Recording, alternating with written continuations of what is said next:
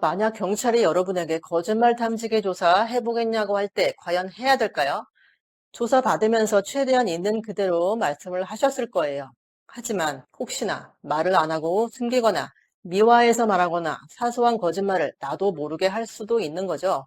억울하게도 그런 점 때문에 거짓 반응이 나온다면 데미지가 크겠죠. 제가 지금부터 말씀드리는 건 제 10여 년간의 성범죄 사건 경험을 토대로 말씀드리는 겁니다. 성범죄 사건은 물증이 없는 경우가 많아서 다른 범죄보다 거짓말 탐지기 이용 비율이 높습니다. 결론적으로 말씀을 드리면 요즘 피의자들 거짓말 탐지기 조사에 거의 응하지를 않습니다. 근데 피해자도 잘 안 하는 추세예요. 그렇기 때문에 내가 거짓말 탐지기 못하겠다고 거절을 해도 크게 이상하게 보지는 않는다는 뜻입니다. 그런데 때에 따라서는 거짓말 탐지기를 하는 게 좋은 경우도 분명히 있다. 이게 저의 결론입니다. 일단 거짓말 탐지기 조사는 언제 할까요? 누구의 편도 확실히 들기 어려울 때 경찰이 많이 권유하는 경향이 있습니다. 누구의 편도 확실하게 들지 못하는 상황이라면 누구한테 유리하죠? 피해의자에게 유리한 상황인 거예요. 단순히 의심이 가는 정도로는 무죄니까요. 따라서 그 논리에 따르면 피해의자는 굳이 거짓말 탐지기에 응할 필요는 없는 거예요. 게다가 거짓말 탐지기 조사 결과는 증거 능력이 없죠.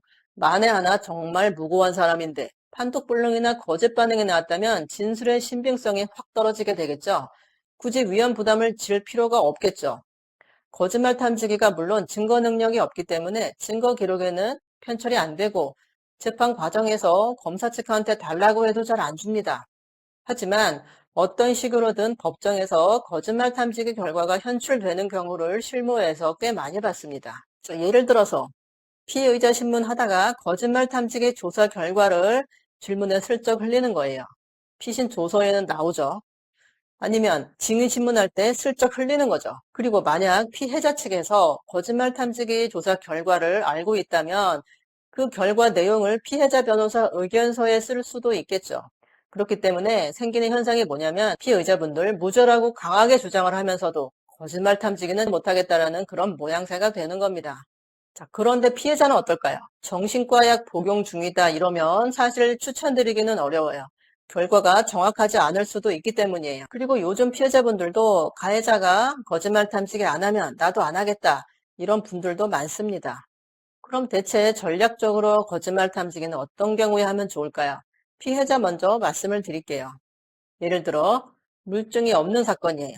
CCTV든 목격자든 문자든 뭐든 다 없어요. 양쪽 다 진술만 있고 경찰은 딱히 누구 편도 들지 않는 상황이에요. 그때 쓸 수 있는 카드가 거짓말 탐지기 하나만 남은 상황을 가정할게요. 피해자분이 특별히 정신과에 복용하고 계신 게 아니라면 저는 해볼만 하다고 생각을 합니다. 어차피 송치 가능성이 많지 않은 상황이라면 반전 카드를 들고 있어야 되겠죠. 그걸로 막판의 심증을 확실히 뒤집어야 돼요. 자, 피해의자인 경우에는 여러 가지 정황상 송치될 가능성이 상당히 높은 상황, 하지만 내가 생각하기에 너무 무고한 상황이다. 그렇다면 저는 그런 경우에도 해볼만 하다고 생각합니다. 마찬가지로 심증을 확 뒤집는 유일하게 남은 카드가 거짓말 탐지기밖에 없기 때문이에요. 그럼 거짓말 탐지기는 어디서 할까요? 서울 지역 기준으로 말씀을 드리면요. 거짓말 탐지기는 당사자가 직접 가야 돼요. 국과수가 원주로 이전된 다음에는 당사자가 거짓말 탐지기 하러 국과수까지 방문하기가 어렵겠죠. 그래서 보통 거탐은 경찰 또는 검찰로 보냅니다. 둘 다 보낼 수가 있어요. 경찰 단계라고 경찰한테만 보내는 건 아닙니다. 경찰 같은 경우 서울청으로 많이 보내는 것 같고 검찰은 중앙지검, 대검에서 합니다. 제 개인적인 생각이지만 검찰이 조금 더 정확성을 중시하는 경향이 있고 질문을 하는 노하우를 보유하고 있지 않나 싶습니다. 보통 결과 나올 때까지 빠르면 2주, 늦으면 2달 정도 예상하시면 될 것 같습니다.